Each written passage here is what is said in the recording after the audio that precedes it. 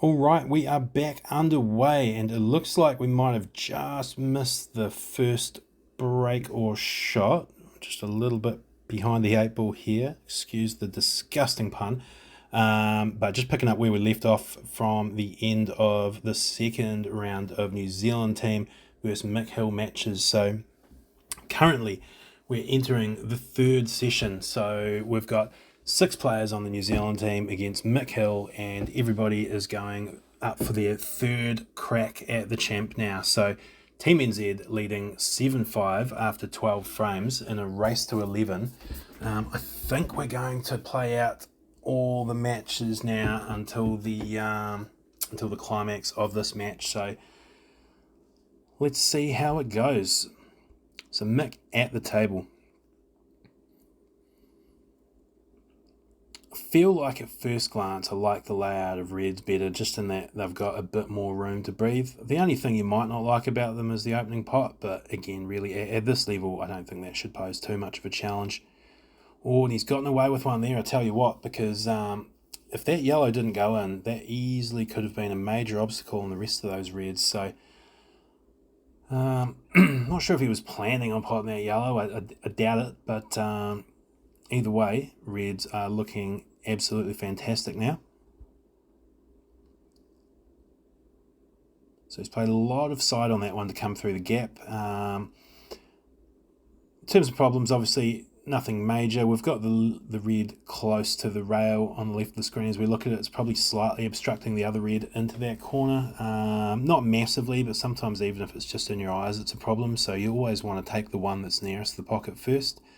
Looks like he's just straight enough on it that he could pinch it with the bottom left and still come back, screw back this side of the other red. The other potential obstacle is we've got the red under the black. Similarly down here, I wondered the same thing. 2 balls going into the same pocket. You always want to clear one of them first.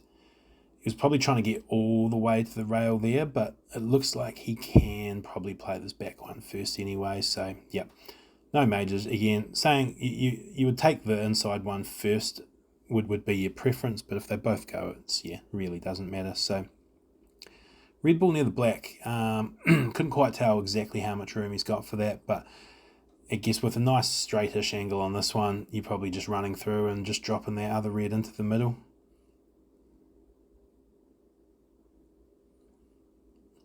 Yeah, nicely done. And just another good example of not trying to do too much. It'd be so easy to try and run a bit further through there and get a bit straighter, but good players are going to make that cut. And also the angle he's left himself, you see there again, he's using those natural angles. He just can naturally run 3 rails and he's perfectly on for the black. So often, I think when you first kind of, getting better at pool and working on your positional play, often we're kind of chasing with our position, trying to get straight on our next shot. And I think the more you play, the more you start to realise that you almost never want to be straight on any shot. You always want a bit of angle to work with to kind of take the cue ball towards your next destination. So Mick, well aware of that and knowing that, I can just drop the first ball in and just leave myself quarter ball to half ball on that last red, and then I'm just naturally running around.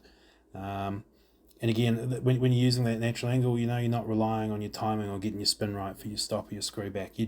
All you've got to do is get your pace right. So I believe that makes it 7-6.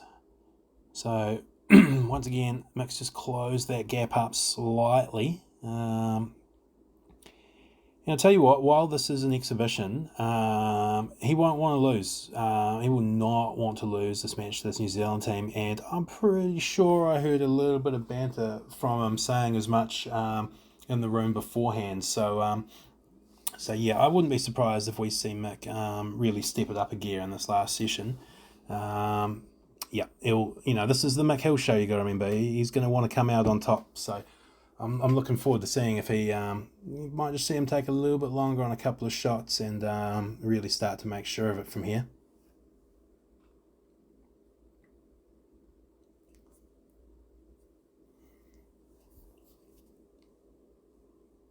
So it looks like he fancies yellows. I mean, I imagine this is all about the yellow and the red that are in a little mini cluster there. Maybe, oh no.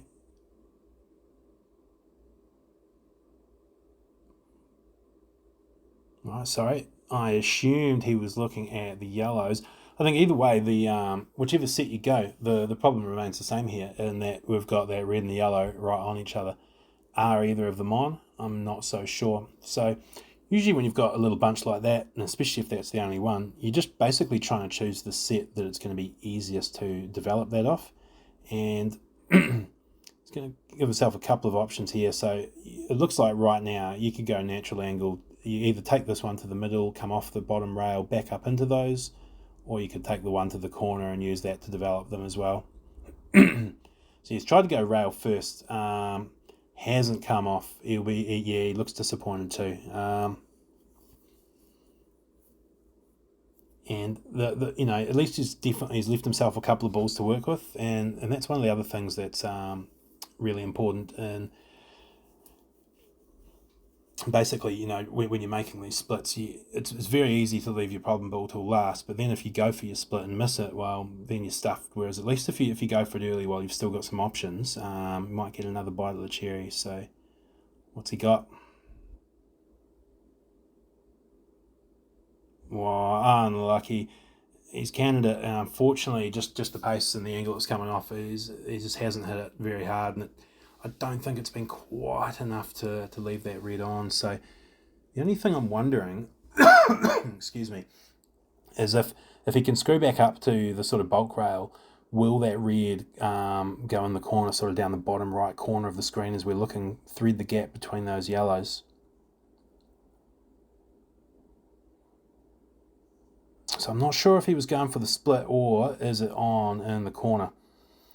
A little bit hard to tell from this end-on view sometimes. Obviously with a full-size cue ball, I'd be looking at that and saying, no way he pots that red without hitting the yellow first. But with the small cue ball, it just gets in there a little bit further. So,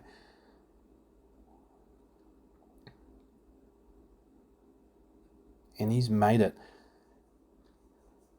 Good tip for young players, anytime you're playing those ones that are going to be close to a simultaneous contact, usually a simultaneous contact is fair, and for the ref to be able to call a foul, you have to be able to clearly say you clearly hit the opponent's ball first. So I'll tell you what, when you play at that kind of pace, it makes it really hard to make that call that you hit the opponent's ball first. So obviously Mick needed that for the work as well on the white, but he's dropped that in, and I'm not sure if I've had the match scores jumbled again. I'm just doing an absolutely appalling job of keeping those up to date for you guys.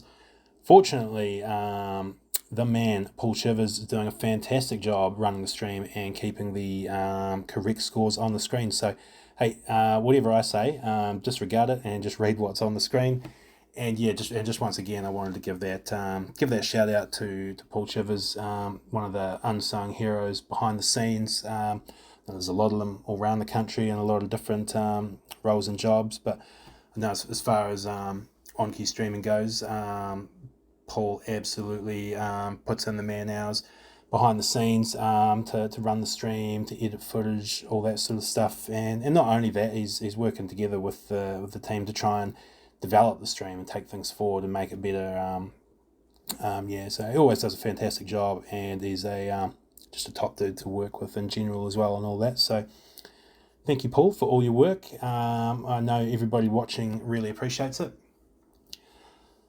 So 7-all, allegedly. Mick at the table. So massive break there. That one really hit with some venom. And we've got 2 down of the yellows and a red down as well. I think purely the fact that yellow's trapped there means he's not going to take it. So he's looking at the reds. The reds look pretty good, although I tell you what, the 2 yellows nearest the corners down the bottom of the screen as we look at it, they do pose obstacles for the reds.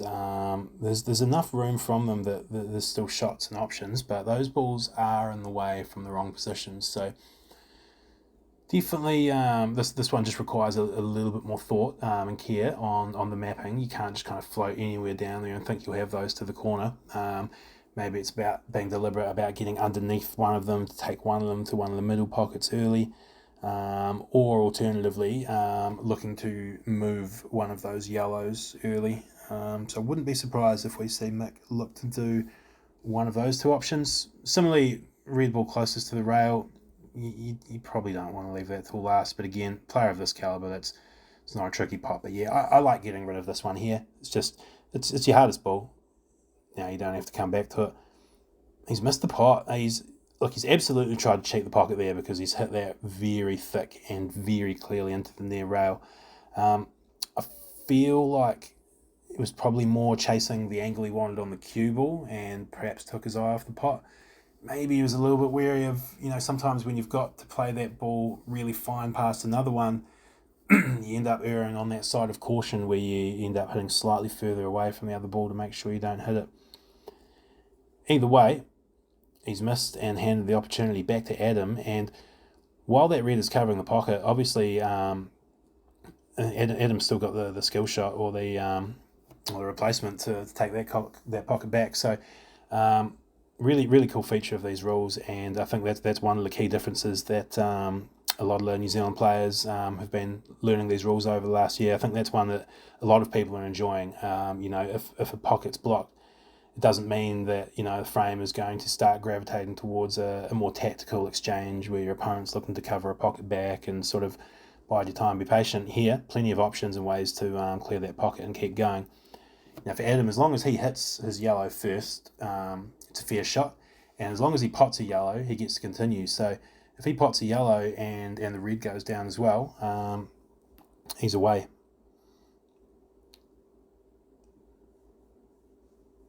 So initially I was wondering if he might look to get dead straight on that and just basically play the yellow into the red and get the yellow to finish it.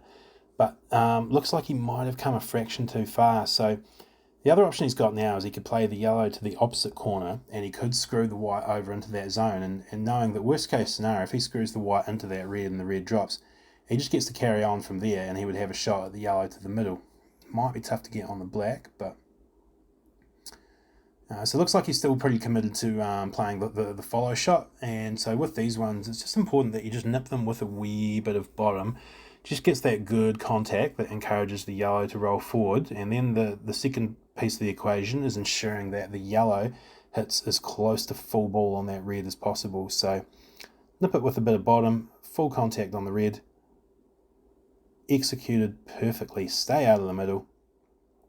That's a really good shot from Adam. It's it is a very makeable shot, and definitely as you start playing these rules, you kind of work out how you need to hit those, get the right contact, get the ball to follow forward. But executed really well from Adam.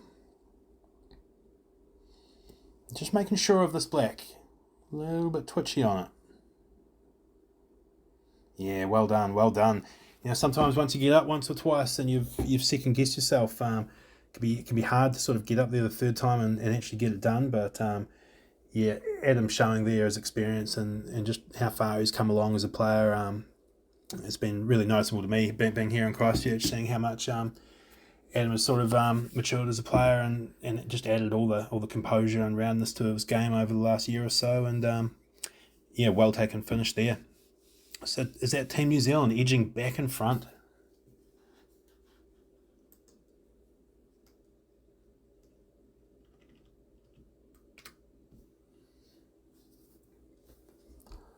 Just give a shout out to Barry Appleton, our referee and MC for the night, doing a fantastic job in the green and black in the arena as always.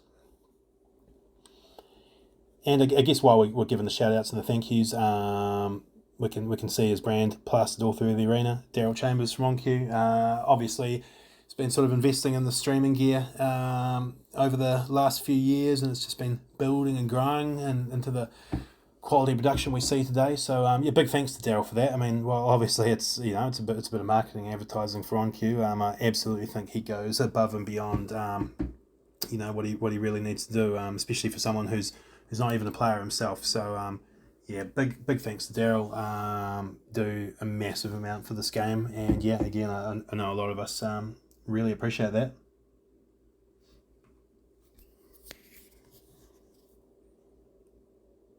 Alright, so just waiting to jump back to the overhead cam so that I have a slightly better view, but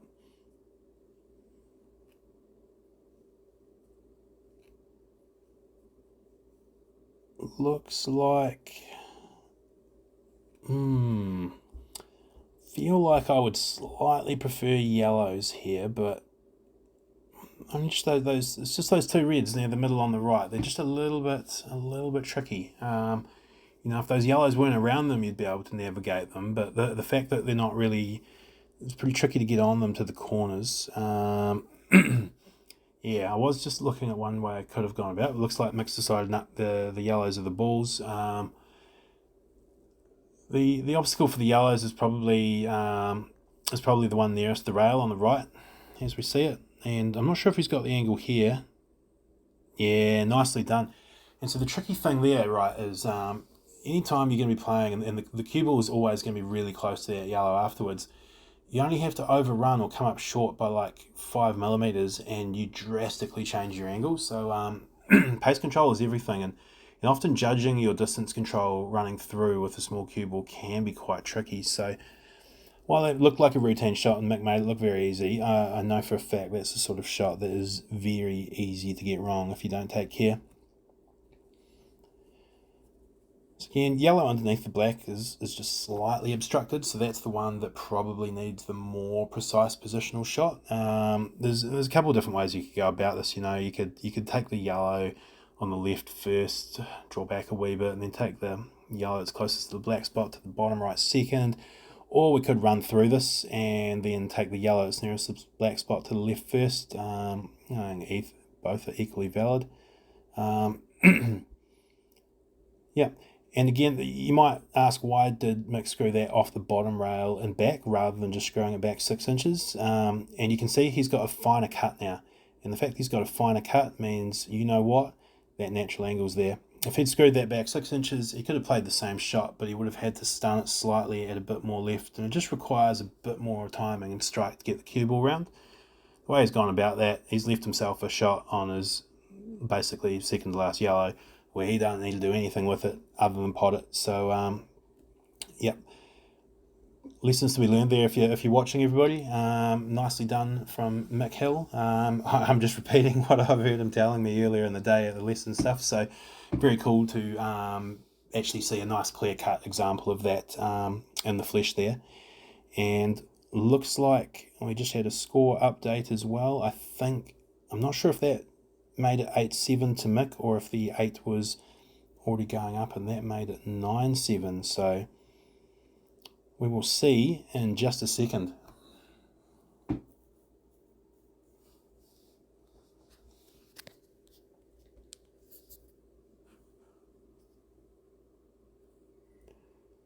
So Mick to break. Let's see what he's got for us this time.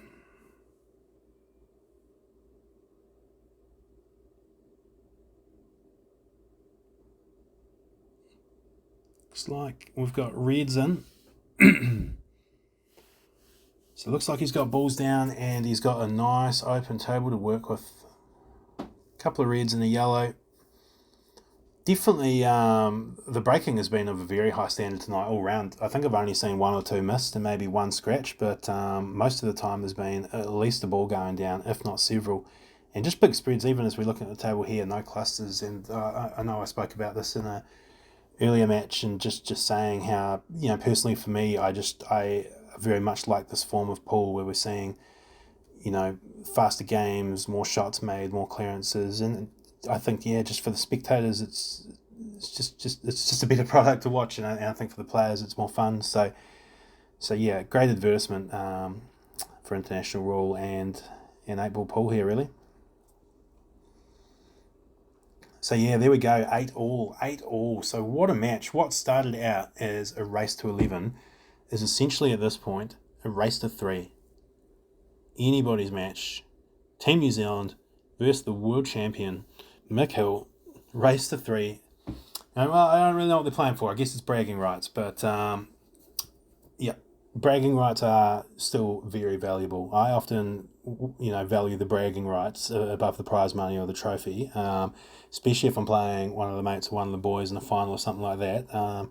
You want to have that over them, and Mick's a champion, he's a proud man. This is the McKill show, like I said, so he will not be wanting to go home second best, that's for sure. And for Team New Zealand, again, as we touched on, really, really unfortunately, we had to postpone the test match we were going to be hosting at the Richmond Club this year. So, well, those guys will be gutted that they don't get a crack at the Aussies. They've got a crack at McKill instead, and they will absolutely want to take this opportunity. And I think the fact that they're this deep into the match and in it, they'll be taking a lot of belief from this. So, while Mick has made short work of yet another clearance, again, I think the Kiwis will still fancy their chances here. And as we've seen already in this match, especially with winner breaks, if we're getting balls off breaks 2 or 3 frames in a row, can go either way at any time. So it's at the point where either team could win now without the other getting a shot. It really is. So fascinating scenes here. Can't wait to see who takes it out. Looks like we're got Steve and Mick just shaking hands, and be joining you very shortly for the next frame.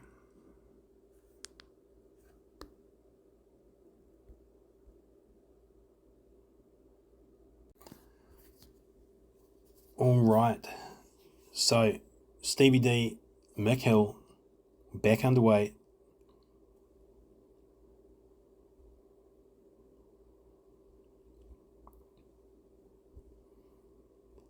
Once again, we've got another ball off the break.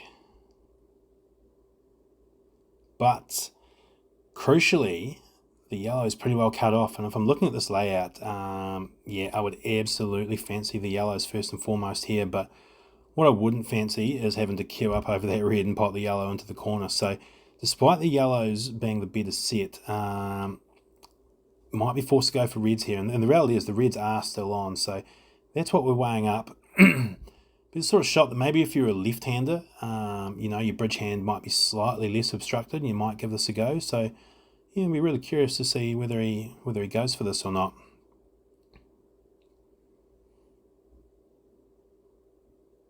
I'm 100% sure what these boys are chatting about. Good to see, though, that even though we're having a competitive match out here, that the overall spirit and feel of the match is still pretty social and jovial, which is always good. And so Mick's gone for it and made it. So I guess that's just what you've got to weigh up there. And I guess at the end of the day, he didn't have to do too much more than pot it. So I guess the thinking there is that if you can get a hand on the table, all you've got to do is get that ball in the hole, and you fancy yourself to take the frame pretty easy from there. So he's done that. I think this yellow next to the black looks like he's got on that now. I was just about to say that might be the only other ball that needs a slightly more precise positional shot. And looks like he might have done that early. The only thing I'm wondering there, though, is with the angle he's got on it, he probably doesn't like where his next shot would be from. So looks like he's going to have to come back to it, and maybe that would be a good ball to play last. So I think if we go this one in the middle now, leave yourself sort of slightly short of straight, you've got a pretty natural angle to run up into a similar zone he was before, but you can then take the yellow into the corner last, sort of top right of the screen as we look at it, and in doing so, that sort of opens up the black and frees up the black. So I think the only thing here really, you probably just want to, you don't really want to go too far beyond straight. And again, just showing the angle on camera catching me out, I didn't realise how comfortably that was onto the middle. I was thinking he needed to play that towards the corner. So I love it. Once again, these players just making a fool of me. It's great. It's what we're here for. And at the end of the day, he's got it done. And that's another frame on the board to Mick. So as we said before, I think it was, I'm sure it was 7-all, 8-all. And we're saying, it was basically a race to 3 and it could go a few frames very quickly either way. Well, Mick has suddenly won 2 in a row and is on the hills. So it's anyone's game from here, though. And while Mick's got the break, he'll be fancying to break and run this. If he doesn't, NZ team will be right there.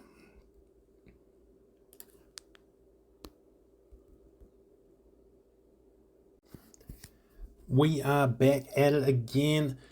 McKill is on the hill at 10. The NZ team is on 8. Race to 11. So one final break and run for McKill to get the job done. But Should he not win this frame and New Zealand manage to get it, then as winner breaks, they will have the best crack potentially going for the whole match if they can hold serve. So while Mick is on the hill with a couple of frame buffer, I think that winner break just leaves it wide open. So all to play for here, and everything riding on this visit though. So can the machine get over the line at the first opportunity? Stay tuned to find out.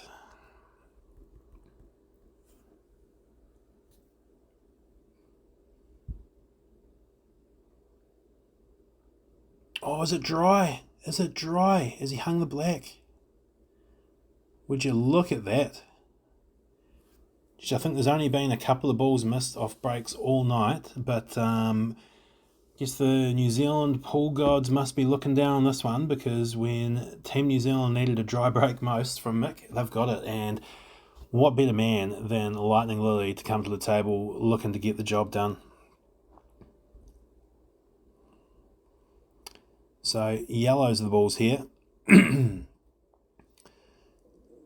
don't know if that's the best starter. He's limited his shot options very quickly. I wonder if he was trying to get far enough through that he would be able to have a shot at the. So we've got these two yellows that want to go in the bottom right. As we look at it, you definitely would have wanted to take the nearest one first. So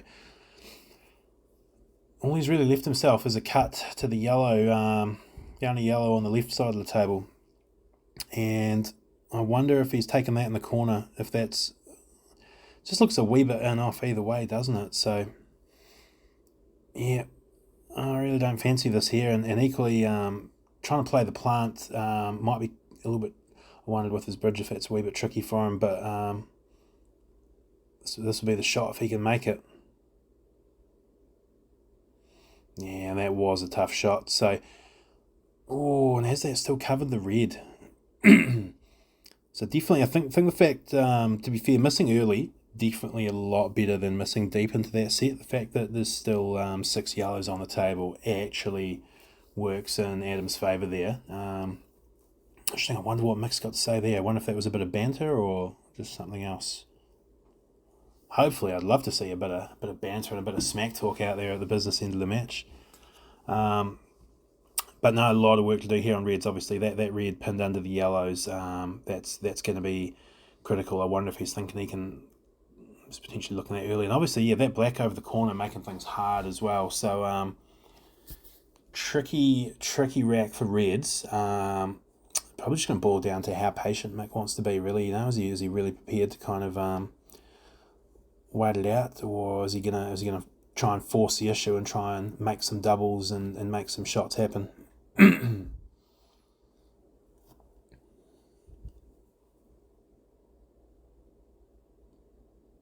we have to remember that if he sinks the black out of turn early, that is frame over as well. So you do have to be a wee bit wary of that if you're running the white around the table. Not that Mick's the sort of player to run the cue ball loosely around the table, but yeah, just one more factor to be wary of.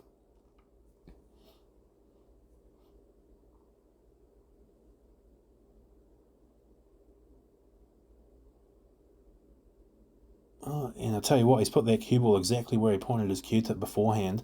And I wonder if he didn't want to sink that one. I wonder if that's exactly the shot he was looking for. And I think obviously the fact that he's cut off any shots from Adam means Adam can't play that that combination of the yellow onto the red early. So I'm curious what he's going for here. I wonder if he's going to try and just develop one of those. I think he was trying to pot that red, cut Mick off down this end of the table. So would have been a good option. You can see there, if that red had dropped, Mick would not have a heck of a lot to look at from here.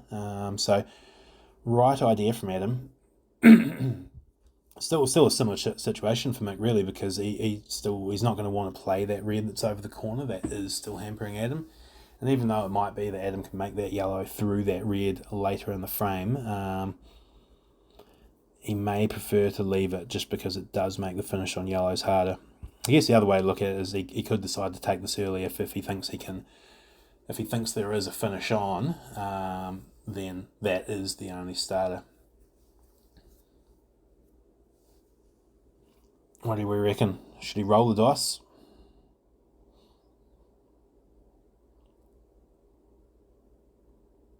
He's gone for it. It's not a bad opener, you know.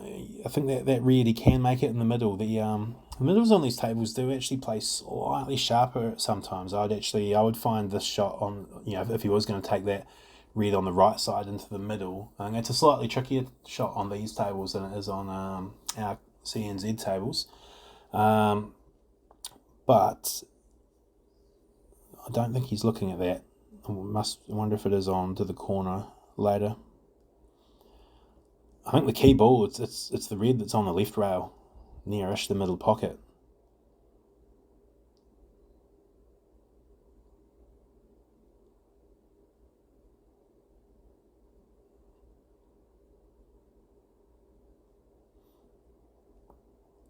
So it's a very, very specific angle and position he's picked out there. I'm wondering if there's a couple of things you could do here. If you take the red in the centre of the table in the middle, bit of stun, bit of left, get underneath that red on the left rail and develop, could be the shot. Or, what's probably slightly smarter, is rather than playing the developing shot where you're relying on a wee bit of luck, is get yourself on that one to the middle, and then he's probably thinking just get close to the rail. He's probably going to just try and land short side and take that red on down the long rail past the middle. It's a pretty good angle actually. He's left it. You want to try and find that balance where, especially when you're close to the red, where you're straight enough that you can still see the potting angle clearly, but you've got enough angle to work with that it's not too hard to get the cue ball out. So I feel like he's got it perfect. It's just all about the pot. Oh, I don't know. What do you reckon? Has that drifted out or has he missed it? I thought it looked pretty good off the bat. He looked pretty disappointed, so I can't help but wonder if that one's drifted off on him. I'm not sure. We'll have to check that out in the arena afterwards. But either way, that could be massive, because if that drops, Mick is odds on to take that rack and the match 11-8. And now he's handed an excellent opportunity back to Adam. And I'll tell you what, this layout looks very makeable for Adam. He doesn't want to ping the other yellow too far here. Yep, he's managed to miss it altogether. So that was a key shot. Didn't want to nudge it towards the black. But yeah, and as I was going to say, if he can make this run out, bring it back to 10-9, Team New Zealand have the break. And definitely in this format, having the break is a massive, massive advantage. So this match is wide open, wide open. Any order here on these yellows, you can't really get it wrong. I think the logical way is to go yellow to the middle, yellow down the rail, yellow back to the middle, but you can also just draw back here and play the same sequence. And I think the reason, and I'm a fan of this, I don't like playing balls into the middle if I can avoid it. And so while he could have gone this one first, he could have basically gone this one, then the next one down the rail, and then played his first ball back to the middle. I feel like there's always, it's just not a great angle coming into the middle from that 45. If you can play that ball to the corner instead of the middle, just de-risks the situation. So Adam about to get the job done here, and if he can make this black, sends it to 10-9. Team NZ is still in this. Way to go, Adam. So let's see who are Team NZ sending out next. Looks like it might be Simon Singleton gearing up. The question is, can he keep this momentum going? Can Team NZ hang in there and pull off the comeback of the century? We will see very soon.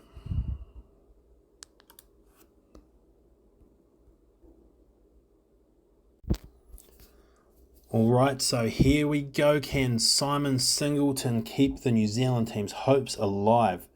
10-9 to McKill, race to 11. Simon Singleton to break. Well, looks like he's tying those shoes. Very important to have appropriately laced footwear when you're breaking.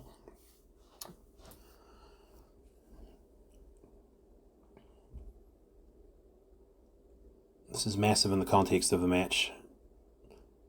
Really needs a break and clear here.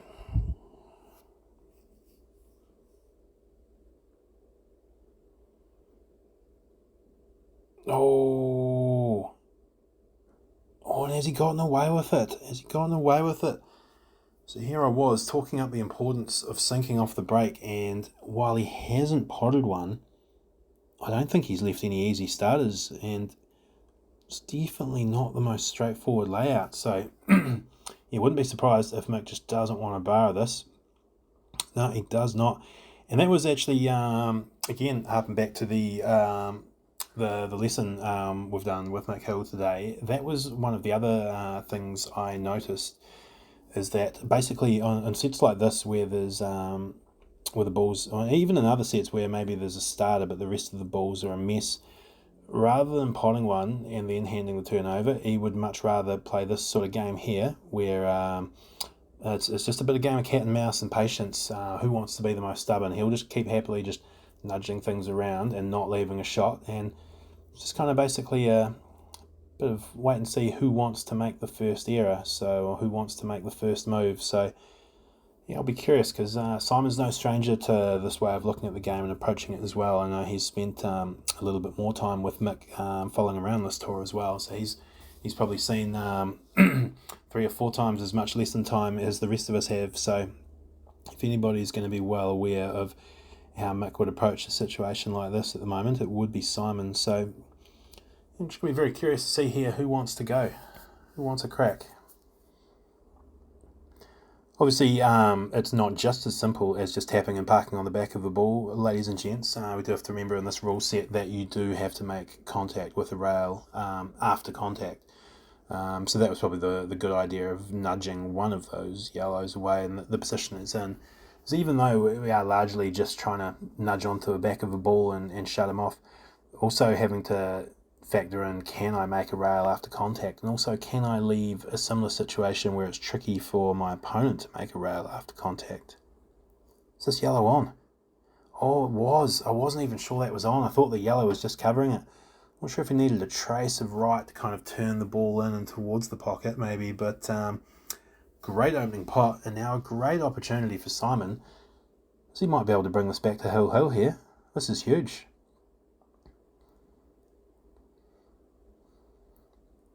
So, just wondering what his next shot here is. I'm suspecting that, again, normally you would think these 2 yellows at this end, you would ideally leave them till last, when the black probably wants to be played into the middle from the centre of the table, but just with the, it's just sometimes you're just forced to with the layout, and the first shot he had to play, that was the only region he could get himself into next. So looks like he's probably being forced his hand a little bit, and that he's going to have to take the yellows at this top end of the table closest to us first. And then come back for the black. That in itself shouldn't present a huge issue. Obviously, he doesn't have to play that black in the middle. He can get on it to the corner on the bottom left of the screen as well. So not straightforward. Obviously, the yellow on the right, as we can see, is partially covered by the red. I felt like when I looked at the overhead before that yellow is on if he gets the cue ball close to the rail, but I'm not 100% sure. So we'll see which way he goes here. No, so looks like he's just setting for the plant.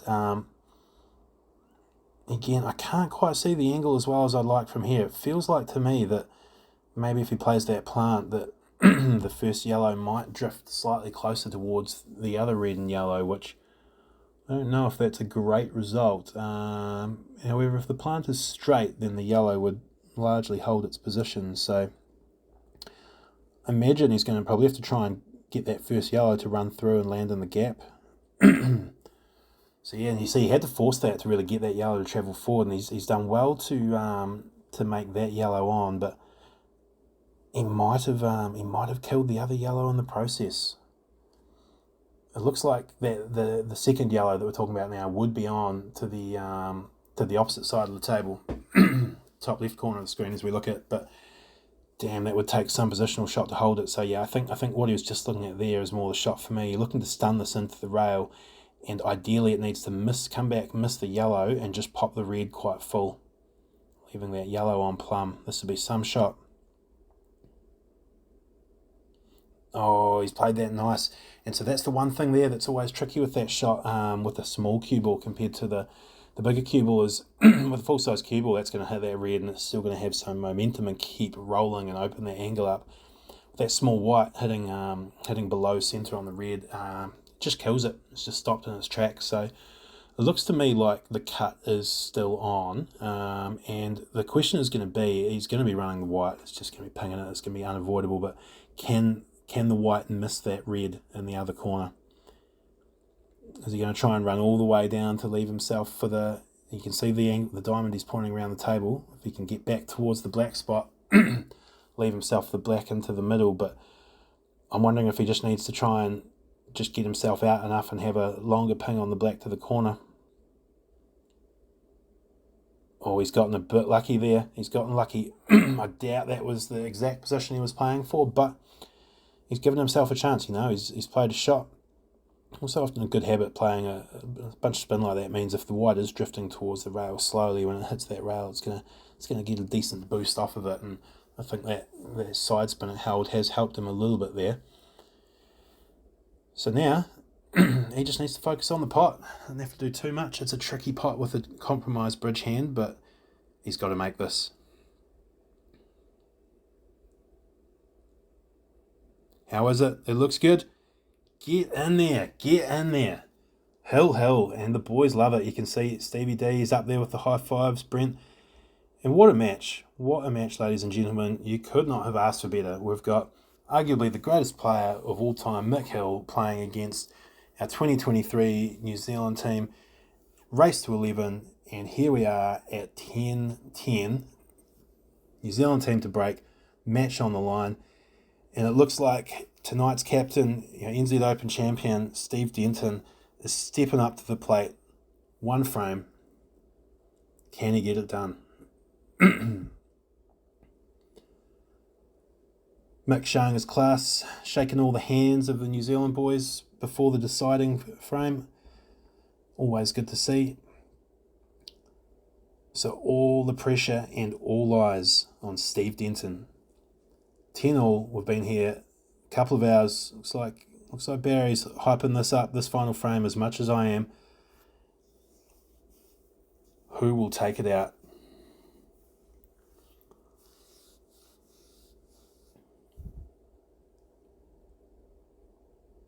Once again, just thanks to everybody who's been involved with making this event happen. Everyone from the Richmond Club, to Simon, to McKill, to the guys involved with the video, Daryl Chambers, Paul Shivers. I'm sure there's many others who I am completely forgetting, but yeah, thanks everybody. This has been a fantastic night and a fantastic match, and I can't wait to see who takes out this final frame. But would you believe it? Is this another dry break? And no, it's not. There's a yellow down. Why can't I see it?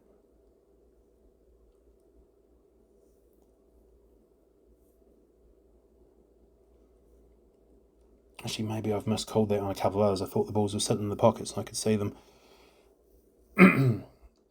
Alright, I might have made a fool of myself yet again once or twice on calling a couple of dry breaks that might not have been dry breaks, but this one is not a dry break. Fantastic news for Steve, fantastic news for Team New Zealand. Bad news for me, because I called it wrong, but yeah, otherwise it's all good. So Steve is getting amongst the yellow balls here, and I tell you what, you got to fancy his chances. There's there's no obvious clusters, no horrific balls on rails. The only real challenge is the fact that there's that one red perched right in the middle of that group of four yellows. If that red wasn't there, Steve would be clearing these up for breakfast every day of the week. But it just gives him something to think twice about now, doesn't it? Also looks like the red on the left side of the table, bottom left corner, covering off that top corner for a couple of the yellows as well. Reduces the options a little bit. And then I guess last but not least, the black is not in a fabulous position. You can see that with the black where it is, you will have to get a good positional shot and make a good pot on the black. And I tell you what, that's a great shot straight off the bat for Steve. That's fantastic. Basically, the yellow that was most obstructed by both of those reds, he's catted straight into it and nudged it into a potable position, basically making that ball on and freeing up a little bit more room to manoeuvre around the other three yellows. So really good shot there. That shot has given him the chance to take the match. So will he finish it?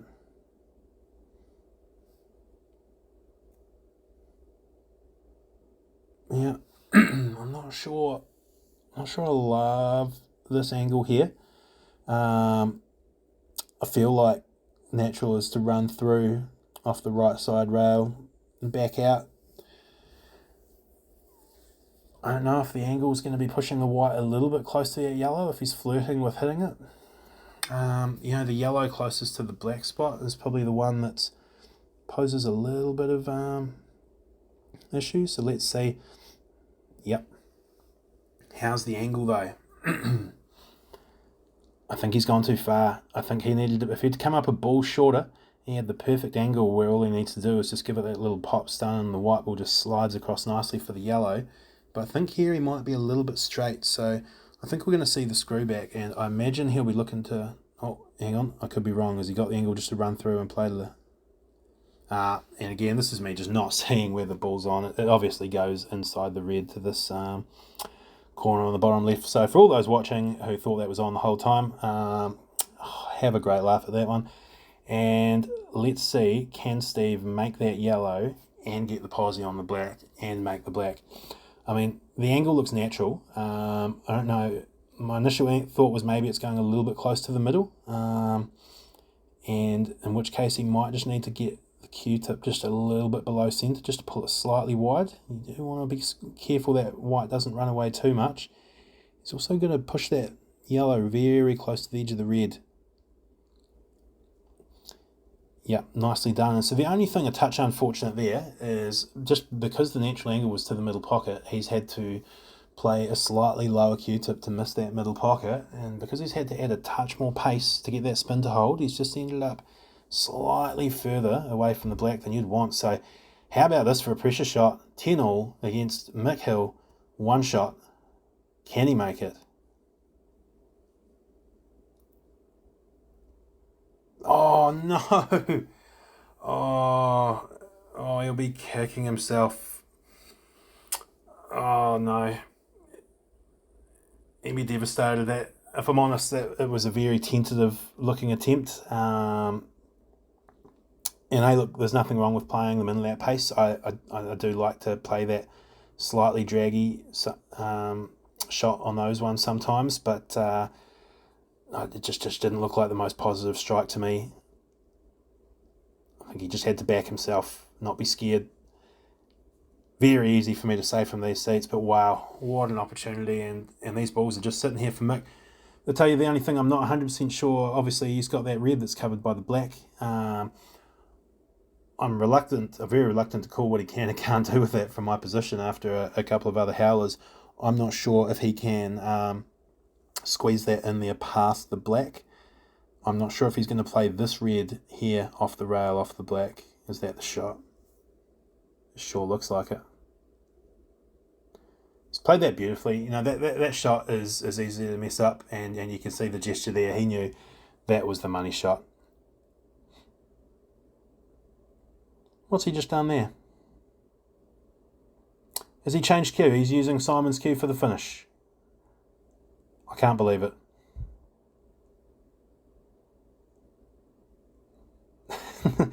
I'm pretty sure he must have picked up Simon's 9-ball cue and is going to pot the last couple of balls with that. And there you go. Well, ladies and gentlemen, unless Mick, something goes horribly wrong here, he looks set to take this match out 11-10. It might not be the result we wanted, and Steve, he will not sleep well tonight because he had a fantastic opportunity to take this match out. But credit to the New Zealand team, they've made a fantastic match of this.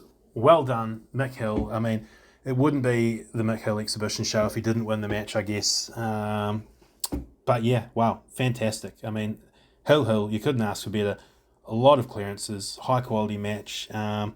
Unfortunately, Steve had to be the one there at the end with the final chance. He couldn't quite take it, but no. Great scenes, great match. Hope you all enjoyed it. Thanks for watching, and we'll catch you later.